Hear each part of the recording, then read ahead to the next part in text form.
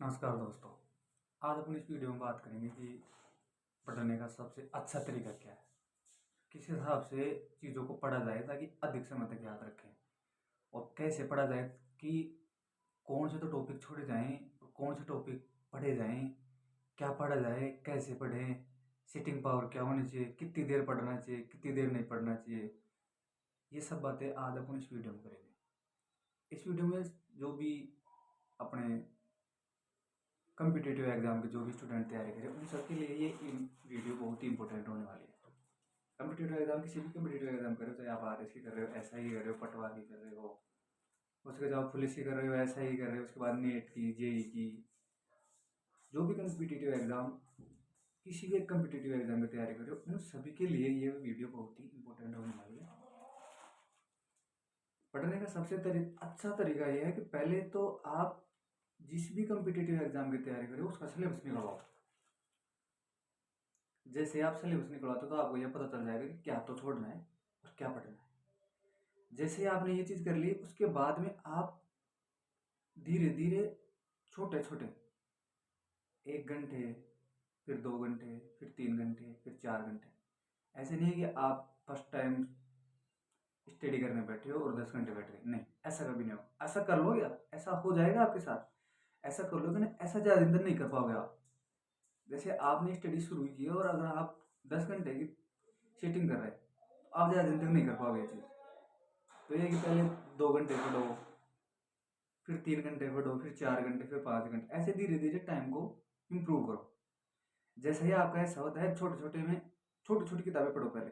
ऐसे को भारी भरकम वाली किताब मत पढ़ो, ताकि जैसे छोटी छोटी किताबें छोटे छोटे अचीवमेंट करोगे तो आपको थोड़ा कॉन्फिडेंस लेवल आपको बढ़ जाएगा।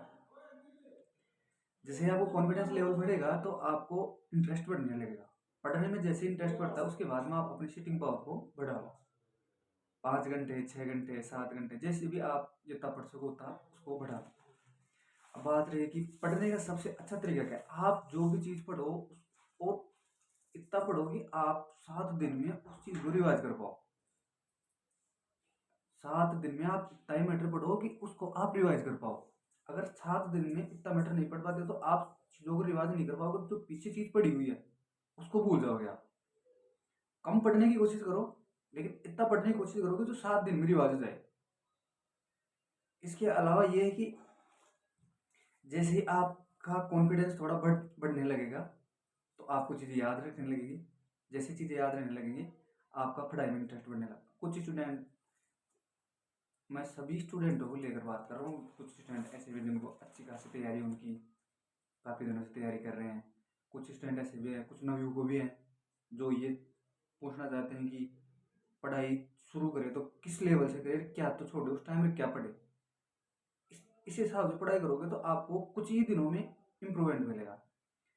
दूसरी बात ये कि आप जो भी चीज़ पढ़ रहे हो, जैसे मान लो अब आपने आज राजस्थान के किरण का टॉपिक पढ़ा, तो इसका मतलब ये नहीं कि कल को जो टॉपिक पढ़ रहे हो नया टॉपिक नहीं, पहले नया टॉपिक मत पढ़ो। पहले जैसे आज आपने राजस्थान का एक किरण पढ़ा तो कल अगर नया टॉपिक प्रजामंडल का शुरू करो उससे पहले राजस्थान का एक किरण पढ़ो। समझ रहे हो आप? जैसे आप राजस्थान के एक किरण पढ़ो, उसमें चाहे आपको आधे घंटा लगे, 15 मिनट लगे, 20 मिनट लगे, उसको पहले दोहराओ। उसके बाद अगला टॉपिक जो भी प्रजामंडल का है, जो भी है आंदोलन में जो भी है, वो अगला टॉपिक पहले उस चीज को रिवाइज करके फिर अगला टॉपिक तैयार करो। जैसे ये चीज करोगे तो आपको चीजें याद रहने लगेंगी। जैसे ये चीज याद रहने लगेंगी आपका पढ़ाई में इंटरेस्ट बढ़ता जाएगा। सबसे बड़ी बात सबसे बड़ी बात है कि अपने कम से कम भी ज्यादा भी ना तो 3 या 4 दोस्त ऐसे, 3 या 4, ज्यादा के लिए भी नहीं बोलूंगा मैं और कम के लिए भी नहीं बोलूंगा, पर कम से कम 2 या 3 दोस्त ऐसे होने चाहिए जिनके साथ आप ग्रुप डिस्कशन कर सको। ग्रुप डिस्कशन में क्या होता है कि चीजें याद होती हैं। ग्रुप डिस्कशन के दो फायदे हैं। एक फायदा तो ये है कि आपको जो चीज नहीं आती वो आपका मित्र बताएगा आपको। दूसरी चीज जो आपको आती है वो आपके मित्र को बताओगे। जैसे मैं एग्जाम्पल की बात करूँ, आपके मित्र ने आपको कोई क्वेश्चन पूछा, वो क्वेश्चन आपको नहीं आता, तो वो क्वेश्चन उसने बता दिया, तो वो क्वेश्चन ऐसे मान के चलो आपके याद हो गया। और आपने अपने मित्रों को क्वेश्चन पूछा और वो उसको नहीं आया, तो वो क्वेश्चन जो उसको बताओगे आप तो उसको याद हो गया। एक तो जो क्वेश्चन आपको नहीं आया वो आपको याद हो गया, उसको नहीं आया वो उसको याद हो गया। और आपको अगर क्वेश्चन आ जाता है तो आप पॉजिटिव हो जाओगे। एक नेगेटिव लोगों से दूरी बना के रखो।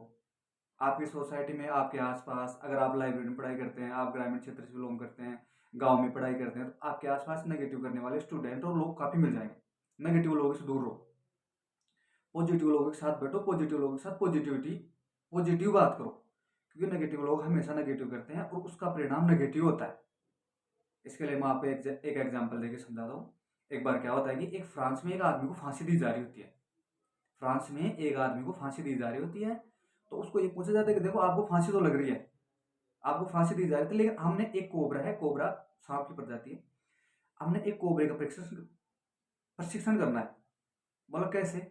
बोला देखो आपको फांसी लगनी है, तो हम ये चेक करना चाहते हैं कि इसमें पॉइजन की मात्रा कितनी है, ताकि ये अगर किसी मनुष्य को काटा तो कितनी देर में मनुष्य मर जाएगा।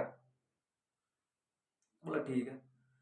ये आदमी के उस दिमाग, उस जिस आदमी को फांसी दी जा रही होती है उसको ये बात बोल दी गई, उसके दिमाग में उसके साथ वही हो गया कि अब मेरे को कोबरे से डसवाया जाएगा। वो आदमी, उस आदमी की बॉडी अंदर से नेगेटिव एनर्जी क्रिएट कर रही है।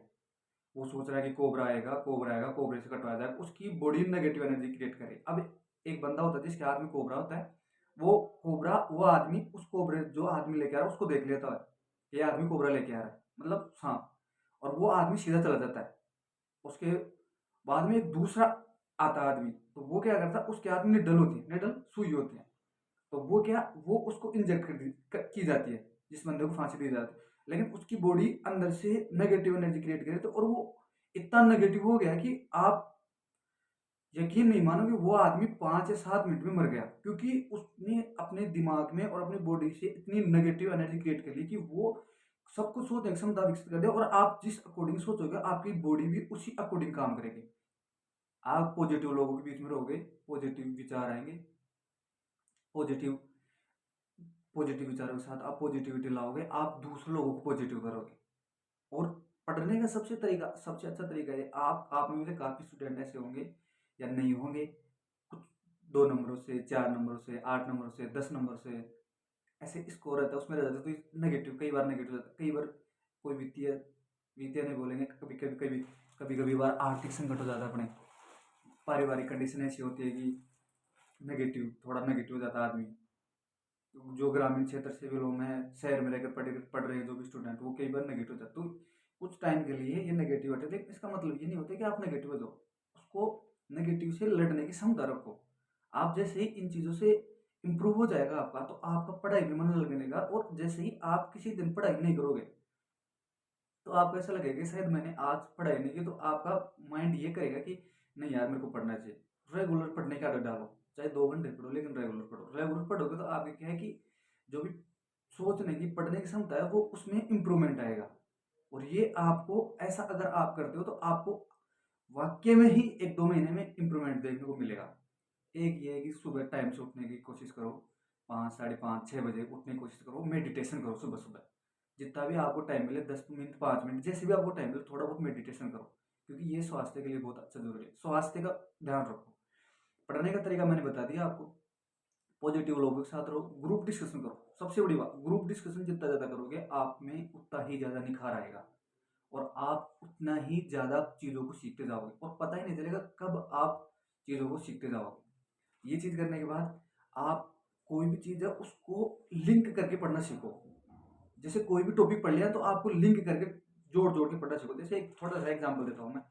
आपने नोटिस किया होगा कि आप अगर शहर में रह रहे हैं या ग्रामीण क्षेत्र रह रहे हैं, मैं बिल्कुल नॉर्मल एग्जाम दे रहा हूँ, कोई ऐसा बिल्कुल भी टिपिकल एग्जाम्पल नहीं दे रहा जिससे कि आपको समझ में नहीं आए।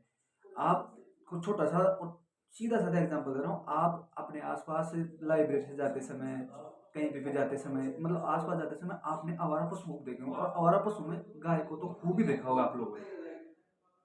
गाय को खूब देखा होगा, तो गाय में आपने कभी ये चीज नोटिस नहीं की होगी। 90% स्टूडेंट के लिए मैं बोल सकता हूँ कि आपने कभी ये चीज नोटिस नहीं की होगी कि ये गाय कौन सी नस्ल की है। आपने कभी ये नहीं सोचा कि साहिवाल नस्ल की है, जर्सी नस्ल की है, होल्स्टीन है, देसी है, या इसके अलावा हरियाणवी नस्ल की है, कॉन्क्रेज नस्ल की है, कौन सी नस्ल की गाय है, थार पार नस्ल की गाय, कभी नोटिस नहीं किया होगा आपने। और ये क्वेश्चन आता है, ये क्वेश्चन आता है, ये क्वेश्चन एग्जाम में सीधा आता है, निम्न में से गाय की कौन सी नस्ल है। और ये अधिकतर लोगों को पता होगा ये चीज, ये क्वेश्चन आता है। ऐसे ही अपनी सोसाइटी में जो आसपास चीजें हो रही है उनको लिंक करके पढ़ो।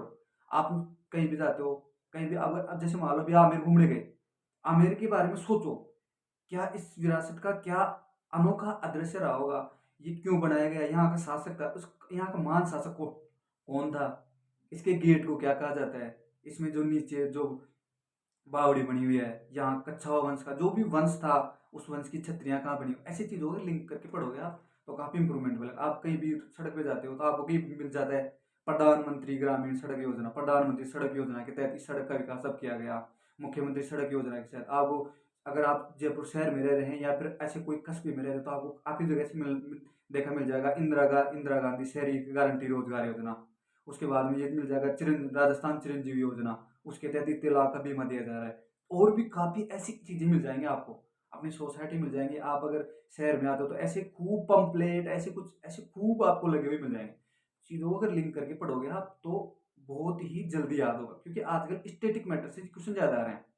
पहले किताबों से क्वेश्चन आते, पहले किताबों से सीधे सीधे क्वेश्चन डालेंगे, लेकिन आज करंट और स्टेटिक जोड़ के क्वेश्चन पूछे जा रहे हैं। चाहे आप पॉलिटी की बात करो, चाहे ज्योग्राफी की बात करो, हिस्ट्री की बात करो। हिस्ट्री में आपको पता है कि अमृत महोत्सव चल रहा है 25 वर्षों तक। ये है 1915 में गांधी जी आ गए थे दक्षिण अफ्रीका से।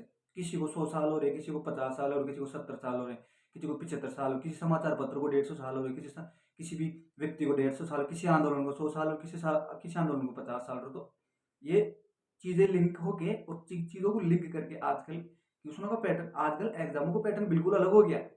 आजकल एग्जामों का पैटर्न ये नहीं हो किताबी ज्ञान से आप एग्जाम, किताबी ज्ञान से आप एग्जाम क्वालिफाई कभी नहीं कर पाओगे।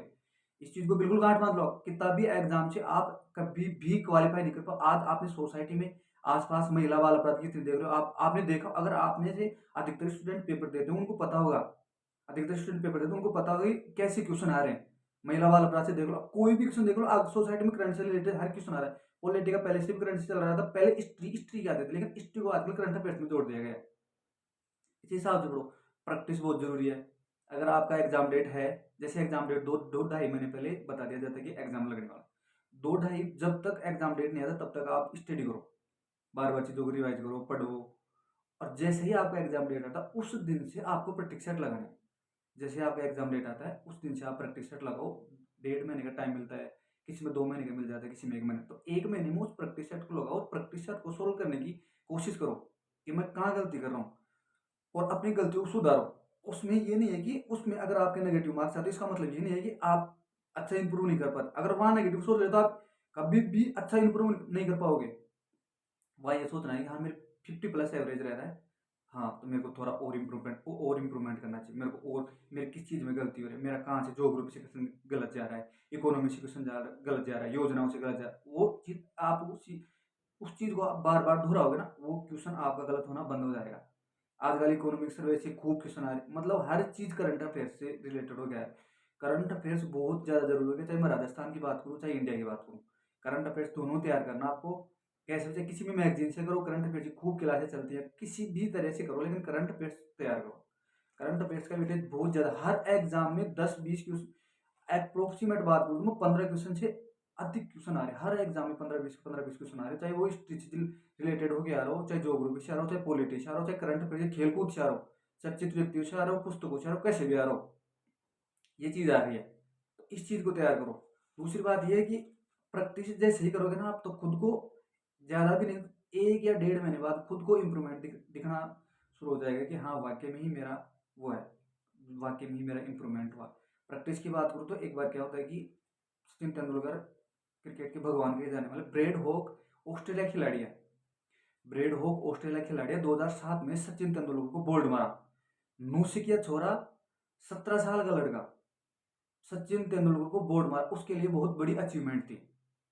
तो वो सचिन तेंदुलकर आउट होकर पवेलियन जाने लगे, जैसे मैच खत्म हुआ ब्रेड हॉक बॉल लेके सचिन तेंदुलकर के पास जाता है, बोला सर मेरी जिंदगी का ये स्वर्णिम दिन है, आप अपने ऑटोग्राफ दे दो। तो सचिन तेंदुलकर ने उस बॉल पर एक लाइन लिखी कि ये दिन तेरी जिंदगी में दोबारा नहीं आएगा। जैसे ही ये लाइन उसने लिख दी, अब ये चीज उसको प्रूव करनी है। आप इस चीज को मानो 30 या 35 एनकाउंटर हुए हैं ब्रेड हॉक और सचिन तेंदुलकर के मध्य। यहाँ तक कि T20 में हुआ है, टेस्ट में हुआ, वनडे हुआ है, यहाँ तक कि IPL में भी 30 से 35 एनकाउंटर ने कभी ब्रेड हॉक ने सचिन तेंदुलकर को आउट नहीं कर पाया। क्यों? जब उसने उस बॉल पे ये लिख दिया होगा कि ये दिन तेरी जिंदगी में दोबारा नहीं आएगा, तो इसका मतलब ब्रेड हॉक और सचिन तेंदुलकर दोनों बैठ के पब में बियर नहीं पी रहे होंगे और न पब में पॉपकॉर्न खा रहे होंगे, न डोसा बर्गर खा रहे होंगे, वो एक ही चीज़ करेंगे, प्रैक्टिस प्रैक्टिस प्रैक्टिस। मैं कैसे सोचूं, वो ब्रेड एक ये सोच रहा है कि मैं कैसे सचिन तेंदुलकर को आउट करूं, और सचिन तेंदुलकर ये सोच रहा है कि कहीं ना बेइज्जती हो जाए मेरी, अगर मेरे को इस बंदे ने ब्रेड होग ने आउट कर दिया। प्रैक्टिस का ये, आप जितना ज़्यादा प्रैक्टिस करोगे आप में उतना ही ज़्यादा इंप्रूवमेंट मिलेगा। चीज़ों को छोटा छोटा जोड़ के पढ़ना सीखो, और कहीं से भी ज्ञान मिले। आप ज्ञान लेने में कभी छोटा हो बड़ा हो, कभी भी किसी से शर्म मत करो। अगर आपको कोई क्वेश्चन नहीं आ रहा है, बेझिझक किसी भी आप किसी भी को आदर्श मानते हो, लाइब्रेरी में पढ़ते हो, आपको कोई अच्छा मित्र है, या फिर आपका कोई भी मतलब ऐसा है जिसे आपको ये लगता है कि मेरे को हाँ वाकई में ये पता है, उसके बाद जाओ उसको पूछो। आप ये मत सोचो कि मैं उसको पूछूंगा तो ये सोचेगा कि इसको कुछ नहीं आता, ऐसा मत सोचो। ऐसा सोचोगे तो कभी इंप्रूवमेंट नहीं होगा। आप ये बिल्कुल मत सोचो कि मैं उसके पास जाऊंगा तो वह सोचेगा कि इसको कुछ नहीं आता, वो कभी नहीं सोचेगा। वो कभी नहीं सोचेगा। आप अपने बारे में अगर नेगेटिव सोचते हो तो फिर नेगेटिव सोचते सोचते आप उस चीज में इतना इतना गिर जाते हो कि आपको ये लगने लगता है कि यार अब तो सब कुछ ही खत्म हो गया, अब तो छोड़ छाड़ के हटना चाहिए, एजुकेशन से हटना चाहिए। ऐसा नहीं करना है, ऐसा कभी नहीं करना है, पढ़ते रहना है। पढ़ते पढ़ते जैसे ही आप थक जाते हो तो 10-15 मिनट करेक्ट, रेगुलर सीटिंग कभी मत बनाओ। रेगुलर सीटिंग 1 महीने 2 महीने 3 महीने 4 महीने 5 महीने बना सकते हो आप, 10-12 घंटे की सीटिंग रेगुलर इतनी बना सकते हो। लेकिन इतने ज़्यादा दिनों के बाद नहीं बन पाएगी। तो जैसे ही आप 1 घंटे 1.5 घंटे 2 घंटे जैसे पढ़ते हो तो कम से कम 15-20 मिनट का रेस्ट लो, ताकि माइंड माइंड रिफ्रेश हो जाएगा ना, उसके बाद में पढ़ने का आनंद और आएगा। टाइम पे सोना सीखो, टाइम पे उठना सीखो। अगर रात को लेट सोते हो तो सुबह सुबह जल्दी उठने की कोशिश करो। आपको अगर आप रात को लेट सोते हो तो थोड़ा दिक्कत आएगी आपको, अगर ये ऐसा करते हो तो। लेकिन जैसे आप 1 महीना 1.5 महीना हो जाता है तो आपको खुद को इस चीज़ में इम्प्रूवमेंट देखने को मिलेगा। तो आप ये करो कि रात को जल्दी सो जाओ, 11 11:30 10 बजे के लगभग सो जाओ, सुबह 5:30 6 बजे। दिन में खूब पढ़ाई हो जाती है। अगर दिन में अगर पढ़ाई आप वाकई में ही पढ़ाई करना चाहते हैं और पढ़ाई करने वाले स्टूडेंट, खूब पढ़ाई होती है। अगर आप 5 साढ़े 5 बजे उठ के शाम को रात को 10 बजे तक बीच में खाना वाना खा के खूब खूब आराम से 10-12 घंटे निकाल सकते हो आप, अगर आप इस तरह स्टडी अपनाते हैं और इस तरह पढ़ाई करते हैं। तो इसमें सबसे बड़ी बात यह है कि आप जितना ज़्यादा चीज़ों को आप रिवाइज करोगे रिकॉल करोगे उतना ही ज़्यादा इंप्रूवमेंट होगा आपको। और शॉर्ट नोट्स बनाओ, खुद के शॉर्ट नोट्स बनाओ। शॉर्ट नोट्स बनाने का मतलब ये नहीं है कि आपने 4 पेज पढ़े और 4 के 4 पेज आपने एक पन्ने में उतार दिए, उसे शॉर्ट नोट्स नहीं करते। शॉर्ट नोट उससे कभी नहीं करते। मैंने कई लोगों को देखा है, मैं मेरे कई मित्रों को भी देखा है, मैंने लाइब्रेरी में भी कई लोगों को नोटिस किया है। 4 पेज है, नोट्स पढ़ लिए, कोई भी बुक से पढ़ लिए, और उसको उसको ऐसे ऐसे से उतार लिए, बोले नोट्स है। उससे नोट्स नहीं बोले, नोट्स उससे बोलेंगे जैसे आप चीज़ों को रिवाइज करोगे, जैसे प्रैक्टिस करते हो तो आपकी जो चीज़ कंटेस्ट याद आती है, उसके बाद में जो चीज़ छूट जाती है उन्हें अपने नोट्स में उतारो। उन्हें अपने नोट्स में जैसे उतारोगे तो जो चीज़ छूटी है ना उसको एग्जाम, और एक्चुअल हो तभी है, एग्जाम टाइम में वही आता है जो आपको नहीं आ रहा होता है। एग्जाम टाइम में वही आता है जो आपको नहीं आता, और जो आपको नहीं आ रहा उसने आपने नोट्स में उतार ली। पहली बात तो है कि आपका टाइम बच जाएगा। एग्जाम टाइम में आप उसी चीज़ को रिवाइज कर दो। जैसे 10-15 पेज बना ले तो आप 10-15 पेजों को, पूरी किताब का 200-250 पेज की किताब को 10-15 पेज में आप रिवाइज कर दोगे, यह फायदा होगा। और कम्पिटेटिव एग्जाम में कभी भी 100 के 100 क्वेश्चन करने की मत सोचो। 100 के 100 क्वेश्चन किसी को नहीं आते। आपने अगर एग्जाम आज दिया होगा, या फिर कुछ लोग नए नए हैं वो देंगे, और काफ़ी लोगों ने दिया होगा। एग्जाम 100 के 100 क्वेश्चन किसी को नहीं आते। आपको बिल्कुल एक जो एवरेज स्टूडेंट होता है उसकी तरह तैयारी करनी है। एवरेज स्टूडेंट की तरह मतलब 50 क्वेश्चन तो, देखो 100 में से 50 क्वेश्चन एवरेज अगर आपकी ठीक ठाक तैयारी है तो आपको वाकई में 50 क्वेश्चन आपको आराम से हो जाएंगे, इसमें कोई दिक्कत नहीं है। 50 क्वेश्चन। अब बात रही 50 की, जो 50 में जो 20 क्वेश्चन ऐसे हैं, मैं ये नहीं बोल रहा कि किसी को नहीं आते, मैं ऐसे बोल रहा हूँ कि एक एवरेज स्टूडेंट कैसे थे। 20 क्वेश्चन हो तो किसी को नहीं आते, क्योंकि आरएसएस में वहाँ बैठे तो वो इतने बेवकूफ़ नहीं है। जो पेपर सेट बना रहे हैं वो इतने बेवकूफ़ नहीं, क्योंकि उनको पता है वो 100 के 100 क्वेश्चन अगर आपके अकॉर्डिंग डाल देंगे तो उसका पेपर बनाने का कोई मतलब नहीं था। पेपर बनाने का मतलब था कि स्टूडेंट को छटनी कैसे हो। 20 क्वेश्चन ऐसे होते हैं जो किसी को नहीं आते। और ये आपने नोटिस किया होगा, अगर आप ईमानदारी से तैयारी कर रहे हैं और आपको पता है तो आपने नोटिस किया होगा 20 क्वेश्चन किसी को नहीं आते। और 20 क्वेश्चन में अगर आप और कॉन्फिडेंस होते हैं तो आप फिर 100 के 100 ही करके आओगे। 20 क्वेश्चन वो किसी को नहीं आते। अब आपके बाद 50 क्वेश्चन 100 में से किसी सबको आ रहे हैं। अब बात रही 30 क्वेश्चनों की, क्योंकि क्वेश्चन अच्छे करने हैं। अब 30 क्वेश्चन, वो 30 क्वेश्चन, उन 30 क्वेश्चनों पे मतलब उस 30% पे तैयारी करनी है आपको। और वो 30% आराम से हो जाता है, जैसे आप टाइम से प्रैक्टिस, हर चीज़ को प्रैक्टिस प्रैक्टिस सेट लगाते हैं एग्जाम टाइम में, टाइम को रिकॉल करते हैं, और जो भी प्रैक्टिस सेट के अनुसार चीज़ों को ढालता जाता है, छोटे छोटे नोट्स बनाने लग जाता है। उसके बाद में टाइम का बिल्कुल ध्यान रखो, टाइम के अकॉर्डिंग ही काम करो। घंटे के हिसाब, कुछ लोग घंटे के हिसाब से पढ़ते हैं, देखो सबका पढ़ने का तरीका अलग अलग है, मैं इसमें कभी कोई फेरबदल नहीं करूंगा, सबका पढ़ने का अलग है। कोई घंटे के हिसाब से, कोई 1 घंटे में ये सब्जेक्ट पढ़ेगा, 2 घंटे में सब्जेक्ट, कुछ ऐसे पढ़ेगा। कोई किसी स्टूडेंट का ये होता है कि ये टॉपिक कितनी देर में होता है, आज पूरे दिन में ये टॉपिक है तो मैं ये टॉपिक पढ़ूंगा। कुछ स्टूडेंट ऐसे होते हैं कि 4 4 घंटे 5, वो सबके अकॉर्डिंग, वो जिसका टाइम टेबल है उस शेड्यूल के अनुसार सब पढ़ते हैं। तो वो उसमें मैं कोई वो नहीं बोलूंगा कि आपको ऐसे पढ़ना चाहिए। पढ़ाई आप कैसे भी करो, घंटे के हिसाब से करो, टॉपिक के हिसाब से करो, या फिर और आपका और कोई तरीका है उसके हिसाब से करो, उसमें मैं कोई वो नहीं बोलूंगा, वो आपकी इच्छा के अनुसार है, उस हिसाब से करो। पर चीज़ों को आप जितना ज़्यादा रिकॉल करोगे, जितना ज़्यादा आप चीज़ों को रिवाइज करोगे, उतना ज़्यादा इंप्रूवमेंट होगा आप। और ये चीज़ अगर आप करते हो तो 1 1.5 महीने में आपको वाक्य में ही आपको इम्प्रूवमेंट मिलेगा। इस चीज़ का ध्यान रखो। इस अकॉर्डिंग अगर आप पढ़ाई करते हो ना, तो आपको खुद को लगेगा कि वाकई में पढ़ाई हो रही है। अगर आपको वीडियो अच्छी लगे तो लाइक करो, कमेंट्स करो, और सब्सक्राइब करो चैनल को, और कमेंट करके बताओ कि वीडियो कैसी लगी। फिर मिलते हैं किसी नेक्स्ट वीडियो में। जय हिंद, जय भारत।